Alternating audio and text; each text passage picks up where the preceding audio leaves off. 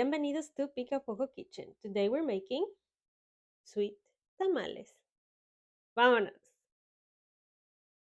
Tis the season of tamales. From this moment on, we're all about celebration and food and gathering. And what better way to start this road if not with sweet tamales? A classic. Everyone will get one or two salty tamales and then, of course, a sweet one for dessert. And I've told you the basics of corn husk tamales and even plantain leaves tamales. But today we're talking about sweet tamales. It's such a easy, beginner-friendly recipe that you're going to be able to do at home, and once you've made them, you can be as creative as you can and adapt it to your favorite flavors. They truly are amazing. I have two styles today for you, my twist on the classic and another favorite of mine with cheese in it. So let's get started. As always, we're going to start by prepping the corn husk. That means taking each one out of the package, running it under the tap just to make sure to get rid of dirt, little bugs, corn hairs, and stuff like that, and soaking them in boiling water just to rehydrate so they won't break when we're managing them. Mine, I didn't have to wash because every time I do tamales, I get more corn husk that I'm gonna need. So I wash them all, and the ones that I don't use, I pat them dry, then put them in a Ziploc bag and keep them in my freezer. So whenever I need to use them, I just soak them in hot water and they're ready to go.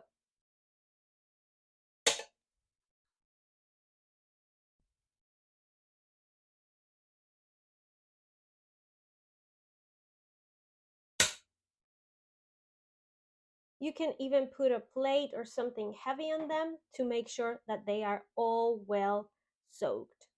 So now I'm just gonna put them aside while I do everything else. And for the body of the tamales, we're gonna need 3 cups of Masa Harina to make tamales, but you can always use the regular one to make tortillas. 250 grams of shortening. You can use lard, but I'm choosing shortening because these are going to be sweet tamales, so I want a more neutral flavor. We're going to need 1 cup of warm water, 1 cup of evaporated milk, 1 cup of sweet condensed milk, and 1 tablespoon of baking powder because we want them really spongy. Now, if you're new in making tamales, these are the ones for you. They're really simple, and we're only gonna use our machine or mixer, so that also makes things easier. So let me show you how to make the basis of these tamales. All right, and we're gonna start in our machine by whisking 250 grams of shortening with a wire attachment until it's soft and fluffy and it looks like cake icing. Now we're gonna add the Masa Harina. I like to add it in parts so it doesn't fly all over the place. And we also need to switch from the whisk to the paddle. Continue adding your flour until it's all over. You'll notice that at this point, your dough will have the consistency of sand. And now we're gonna continue by adding the rest of the ingredients, starting with the water, which is going to help to start bringing the dough together. Then the can of evaporated milk. When the milk is incorporated, I like to add the tablespoon of baking powder, and I'll wait until I don't see any remains of the powder. Then I'll stop the machine and add the sweet condensed milk. And yes, I know this is a very awkward position to do it. And let me say again, this is a can of sweet condensed milk. Now turn back on your machine and Continue until everything is well mixed and your dough is practically ready. Now that my masa is ready, I divided it in two because I'm making two kinds of sweet tamales. On the one hand, I'm doing the classic with a twist. Because the classic tamal, the sweet tamal that you find in Mexico, is a pink tamal with raisins in it. But of course, I'm not gonna use raisins because raisins suck. And I'm using the cooler cousin of raisins, Crasins. Also, I'm not doing them pink. I'm doing them blue. On the other hand, I'm making the new classic, which is becoming very popular in Mexico too, which is cream cheese and jam. I'm using cream cheese, the whipped kind that I put in a piping bag, and I'm gonna be using peach jam from Flanagan's Farm from Pongo, Virginia. I bought this one here at Culpepper's Farm, and it's delicious. They also have a very delicious jam that it's called Frog, which is fig, raspberry, orange, and ginger. If you have the chance to try that one, go ahead because it's good, but I'm out of that, so I'm using peach, which is also great. So let's make them. And here you'll see me trying and failing to divide my dough with a silicone spatula and then opting up for a more sturdy wooden spoon. So, of course, I'm not gonna weight it, but you can absolutely weight to divide exactly. I'm using the good old unaccurate method of guesstimating using my hands. And according to my knowledge, yes, that was right, even though I didn't consider that the bowls have different weights. But oh well. And now it's time to dye my masa. And for that, I'm going to dip a toothpick into the gel food coloring and dab it on top of it. Then I'm going to mix it and check how intense the color is.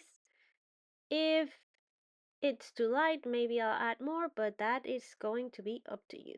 So in my case, I did ended up adding another dab of paint, and every time you add more paint, use a clean and new toothpick. You don't want to contaminate the coloring. And you will do that until you get the color that you want, and then your dough is ready. And now that we have everything ready, we can move on to assemble the tamales. Remember that having your stations ready will make your process easier. So have your masa or masas in this case, get your leaves nearby, and have the tools that you're going to be needing. I like to use a cookie scoop to scoop the dough into my leaves and a bench scraper to make it even. Have the ingredients that you're going to use for filling with whatever tools you're going to need, a tray to lay the tamales once you're done, and remember that you can always improvise if you run out of some of the ingredients or you have more of one certain dough, you can mix and match, or you can even let them without any filling. Don't worry about them. And as you can see, this dough is quite pliable. And if you have never made tamales before, sweet tamales are always a great way to start because the dough is easier to manage. The fillings are normally also simpler, and you can get an idea on how it feels, how to work with the leaves without making a mess because your salsa ran over this way or the other, or your dough is too runny. So, if you want to practice, this is a great recipe to start with. And for the cream cheese and jam tamales, you will see how useful having the whipped cream cheese in the piping bag is. But if you can find it or you don't want to bother getting a piping bag that you're not gonna use anymore, don't worry, you can still use the regular cream cheese. Just make sure to have ready the little strips cut out prior you get your station to make your tamales. And now that I'm watching the video, I also think that I could even also pipe the jam as well. So if you have another piping bag on hand, you can do that too. With your tamales ready, now prep your pot. I am going to use the pressure cook, but you can do the same with a regular pot and a steam basket. Just remember to cover with some extra leaves the bottom just to avoid extra moisture from the water at the bottom, and then fix all your tamales around it however it feels more comfortable to you. I will cover mine with extra corn husk and a little cheesecloth. Then I'm going to cook them for 45 minutes with natural release in my pressure cook. If you're gonna do it in a regular pot, then I will suggest going for 1 hour and a half and checking. They can last up to 1 hour and 45 minutes. Remember to put some coins in the bottom so you know that you always have water in it. And here they are. Have fun with them. Use the flavors that you want, the colors that you want. This is all about enjoying yourself. So let's give them a try. They already smell so sweet. So I got a small one from the jam and cheese. Now you do have to let them sit, take them out after the 45 minutes if you did it in your pressure cooker, and let them sit. That will help the dough to settle down and harden a little bit. And also the filling to cool off because remember, you have jam in them, so that can really burn your mouth. But let's check this out.